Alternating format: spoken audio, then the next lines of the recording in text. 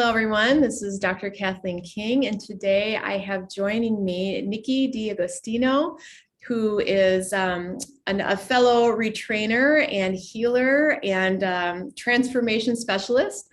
And I'm bringing her on today to discuss her story of healing and transformation and implementing tools of neuroplasticity, and then moving into tools of primal trust. Now she is a coach and a mentor and a guide. She's a pretty incredible human. And so I just want to take the time to introduce her to all of you. So Niki, welcome, and thank you for coming in. And I'd love for you to just share what chronic illnesses, what you were dealing with, and how you decided to start implementing tools of brain retraining neuroplasticity. And then tell us a little bit about your journey from, using DNRS, brain retraining, and eventually moving into the primal trust principles and how that journey took place. So I'm just going to hand it over and tell us your story. Thank you for having me. I'm honored to even be here talking with you because I have so much respect for you. So thank you.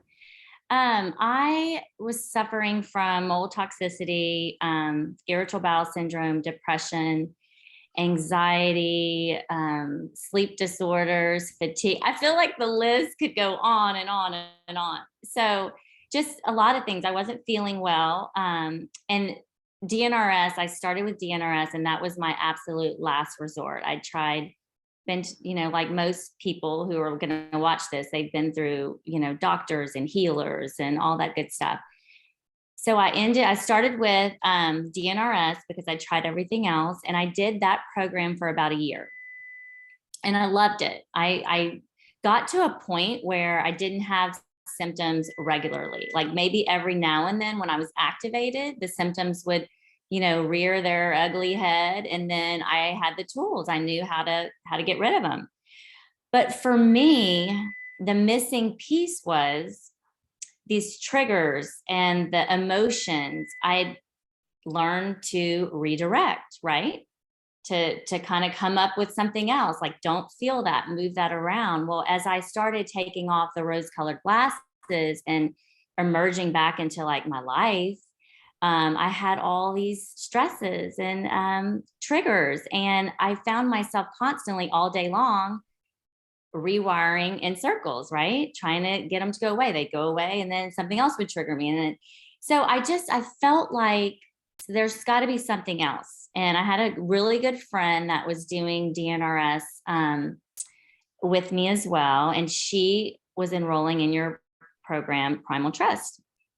And I didn't know anything about it, but I really respected this friend. And I heard of your name through other retrainers. And so I just, on a whim, I was like, I'm going to sign up. I'm going to see what this is all about. Because I was also interested in coaching. And I thought, well, what else can I learn? I love learning new things. So I started Primal Trust. And I don't know if you remember this, but during Primal Trust, I had a very big life change occur. My house that I thought was remediated completely, they came in and it had never been remediated completely. There was all the same amount of mold except all in the attic. And I hadn't had symptoms regularly. And I remember talking to you like, oh my gosh, what am I going to do? And you're like, well, you hadn't had any symptoms. I'm like, well, no, I do. Right now I do. I have them all. So it just goes to show, and I learned through you and through that program, that if you're feeling unsafe, if you're not feeling okay, your body's going to not feel okay.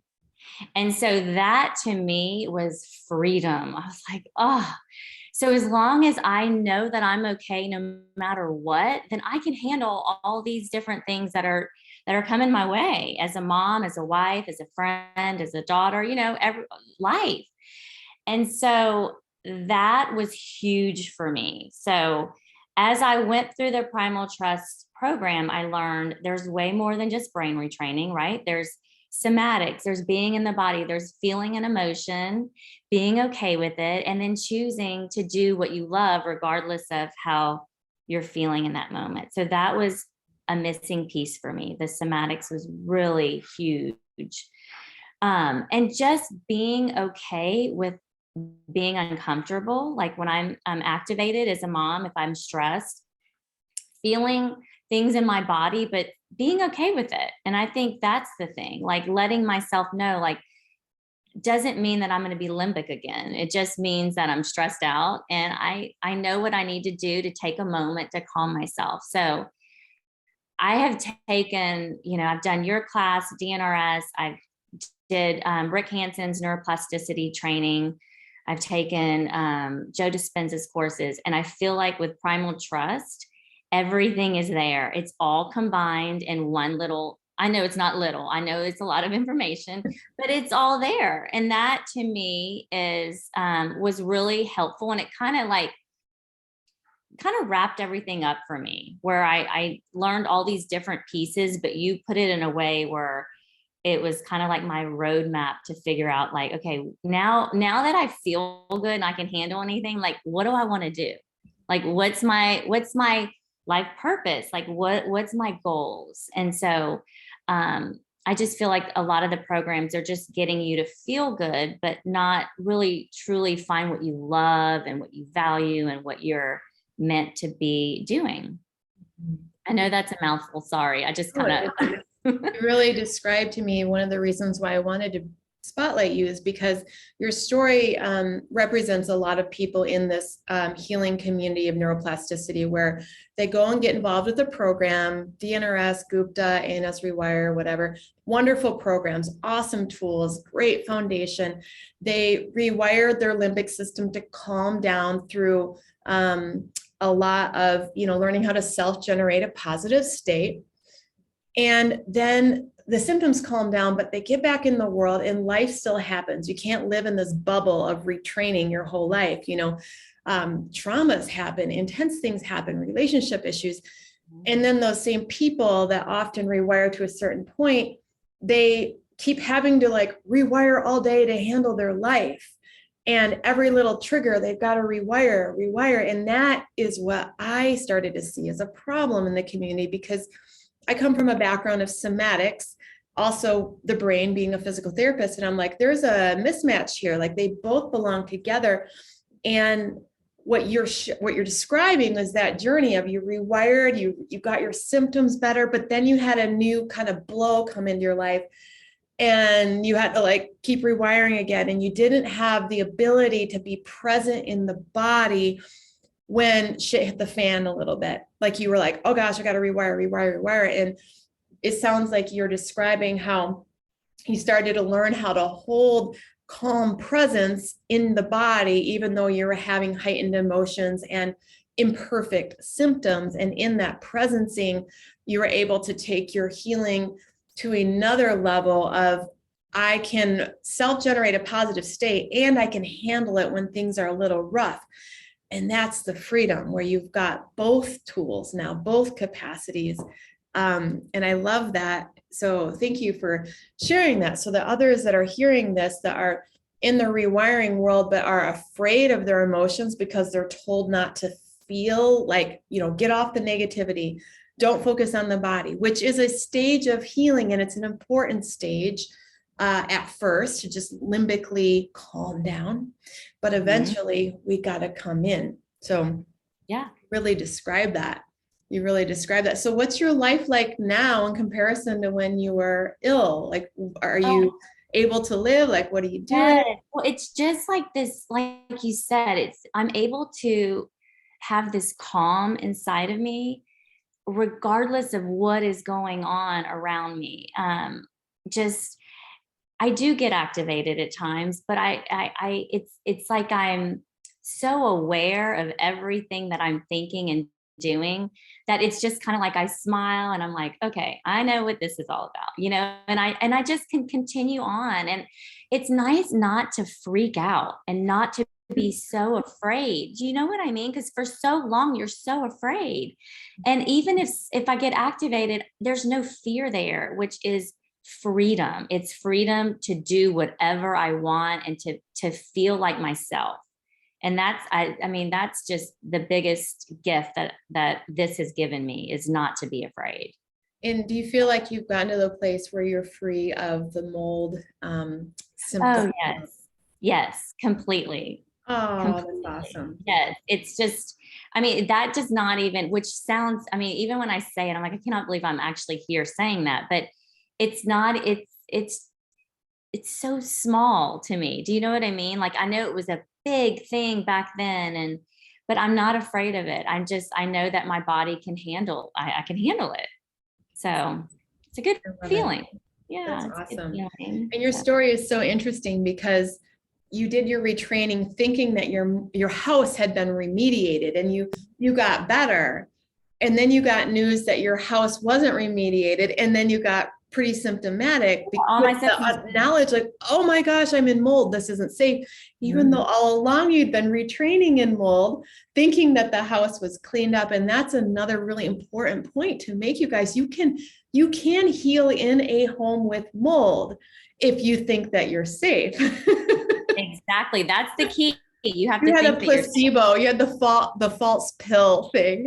I did. I totally did. And I remember when I was talking to you and you're like, wait, this is amazing. Do you realize what this means? And I was like, what? You're like, you can be in mold and be okay. I'm like, oh yeah, okay. Yeah, it's so important because a lot of people think that, obviously when we want our houses clean, that's Right. the ideal, but not everybody can do that. And it is possible. I wasn't able to get out of mold. I lived in mold while retraining, and it is possible to heal in a moldy environment. And it's even, especially if you start learning these principles of primal trust of like, I can be okay and live even with these symptoms, even with this activation, and not be in fear. Like what you're describing, some people can't understand. Like, what do you mean you can have activation in your body and not be in fear at the same time? That is this real like paradox that we try to teach in our program of a really a conscious, a higher conscious state of being in imperfection and being able to live. And in that living, the body resolves itself. It's like, oh, okay, we're okay. So yeah, really, I love that you've explained that. So I'd love for you to give some tips to people who are on are trying to recover from chronic illness, trying to find healing and transformation. What maybe advice would you give if you could have done things differently, or what do you wish you would have known earlier?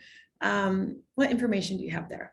I think I do agree with you in the very beginning. It's really good to distract from the negative, and some people aren't able to be in the body in the beginning.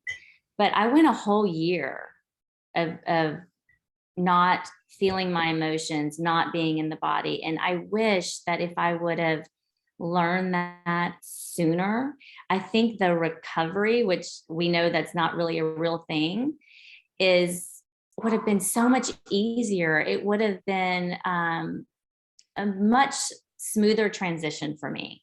And I think that's why I love Primal Trust, is because you bring that in very soon. And you teach us to go at our own pace, which I know not everybody can do it as soon or as fast, but it's the knowledge is there, which I think is really important. Yeah. So thank you. And Niki is also one of our mentors in the Primal Trust community. She also has her own coaching business as well. And I brought you in as a mentor because you have this really great experience of understanding the tools of, basic neuroplasticity and brain retraining. You also have training in the Safe and Sound protocol with the polyvagal theory. We'll get into that in just a minute. And you understand that step up into the primal trust experience of being in the body in a deeper way. And, you're really gifted at teaching these principles and these tools. And you're a great example of healing from chronic mold toxicity, which is just awesome and so inspiring for people. Now we're going to switch gears into more of Niki as a mentor. I'd like for you to share with people what about the Safe and Sound protocol, what it is, when you would implement it, how it complements brain retraining. I personally use the Safe and Sound protocol. I highly recommend it. So let's now do a little bit of teaching. So talk about the Safe and Sound protocol. So the Safe and Sound protocol, it's an acoustic vagal nerve stimulator. So basically what it's doing is it's sending cues of safety into your body by way of your vagus nerve to your nervous system. And it's calming the nervous system. It's basically moving your nervous system into a state of a ventral vagal state, which is where it's calm and where you feel connected to others, where you have like you're resourceful. Like if you're triggered, you can kind of come up with a plan to calm yourself. It doesn't mean that you're never going to feel stress, but it just means that your nervous system has this capacity to handle anything, and you're able to kind of stay focused and aware of what needs to happen to keep yourself in a very social, connected, prefrontal way, I guess is how you can say it. I love it with the brain retraining and with Primal Trust because I feel like once you go through the program, you really need to know how to regulate your nervous system and your brain, because we're all going to get stressed and triggered because we're humans. We're messy humans, and that's kind of, what this journey is all about. So I think with the Safe and Sound protocol, it really moves people out of a sympathetic, a fight or flight state, or a freeze, like a dorsal state, into a ventral state where it improves your ability to focus and to learn things and to it kind of, I guess, how you can describe it is it instills trust in your body. So you're trusting yourself, you're trusting your environment, which is a huge thing. Right. And what I love about it is the Safe and Sound protocol. It is an app that you put on your phone and listen to. So it's not like you have to go into some doctor's office. You can do it from your own home. There's a protocol you listen to, and then there's processes that you can listen to ongoing. And, I know for me and for my kiddos, like I'm able to use it with them as well. And it's, again, all based on the polyvagal theory, if you're familiar with that, with Dr. Stephen Porges, the founder of that. So Niki, describe who would use this and when they would use this, and a little bit more of like, how do I know this is right for me? How do I know when it's not right for me to implement this process of Safe and Sound protocol? So it's good for all sorts of things because the vagus nerve is involved with lots of functions in our body, above our diaphragm and below our diaphragm, our gut, our heart, our eyes, everything. So I've had clients come to me with hormonal imbalances or gut issues. Some clients that are feeling depressed or anxious or not socially engaged. They just find themselves kind of retracting from social situations. People with post-traumatic stress disorder, kiddos with autism. The list goes on and on. It's really, really a great program to calm the body, to calm the inflammation, to calm the nervous system. It's kind of like the thing that we talked about, like, am I safe? It's bringing safety to your nervous system, because a lot of times our nervous system detects danger and we're not even aware of it. It's below our conscious level of thinking. So the music triggers the nervous system to feel safe. And that way, when your nervous system feels safe, then you feel safe. That makes sense. Yeah. And it's such an interesting device because it's exercising the muscles in our inner ear, which directly impact our limbic system. And I know for me, and I'm just going to bring up like my journey so we can talk about this a little bit. It's kind of like it helps your brain to move from that state of like restriction, protection into, oh, I'm willing to socially engage. I'm willing to go forward in the world. For some people, they need to do this incrementally because they've got a lot of protection against getting into the world. So maybe speak about how some people can do safe and sound protocol and they can just, listen an hour a day and get like, okay, I'm going to go into safety and connection. But other people, their nervous system needs to be incremental and shown slowly that it's safe to move into a state of I am okay. Talk about that a little Yes. Okay. So I personally, the maximum amount of listening that I let my clients do is 30 minutes at a time. And that is still a lot for some people. If you have a history of trauma, or if you're in most of the time a freeze or a sympathetic state, I start with 10 minutes. And then, you know what, if that feels a little challenging, we might go down to 5 minutes. There's really no cookie cutter protocol for the amount of listening. It depends on each person's ability to tolerate this exercise to their nervous system. So I like to go really slow. I usually start off listening with my clients. Some people need me to be there along the way throughout the entire program. Others that have been doing brain retraining for a while, that are really good at co-regulating their nervous system, they can regulate it without me there. They like to listen on their own, and they just check in with me regularly. So there's definitely lots of flexibility in the deliveries to accommodate each individual need. So yeah, that makes sense. And I wanted to bring this forward because I think it's an easy tool to to have. It's not super expensive.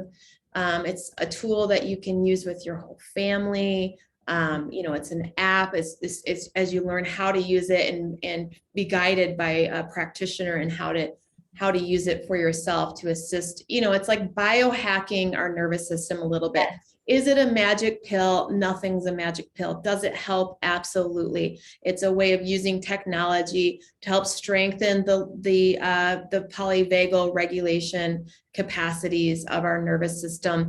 And I think when used alongside of brain retraining, that conscious self-generating of our ventral vagal state, and then using a tool that also helps like a machine that helps strengthen our vagal tone. It's just a nice win-win when our goal is safety. And that's the goal of Primal Trust, is safety, safety, safety. So, Niki is really incredible because she's got the ability of mentoring all of these programs. She knows about them and personal experience, and you're a practitioner of Safe and Sound protocol. So you're like, a nice total package there that I appreciate. So thank you. Well, and any, as we're about to close up, like what else, first of all, why is it that you want to work with people? Like, why are you working with people now? What's the drive behind that? I was so lost and so scared that I feel for people, because there is an answer. And that's the thing. Like, once like there's things that you can do on your own to really heal yourself, to bring this sense of safety to yourself. It's so freeing. And so it just, I love that I've experienced this, that I'm on the other side, that I can say, hey, I've been there. I know how afraid you are. And I'm telling you that if you work the program, if you're in Primal Trust or doing the things that you need to be doing, there's a whole nother world of freedom and safety that is just unmatched. I mean, it really is. So I just hope to help them in that way. Yeah.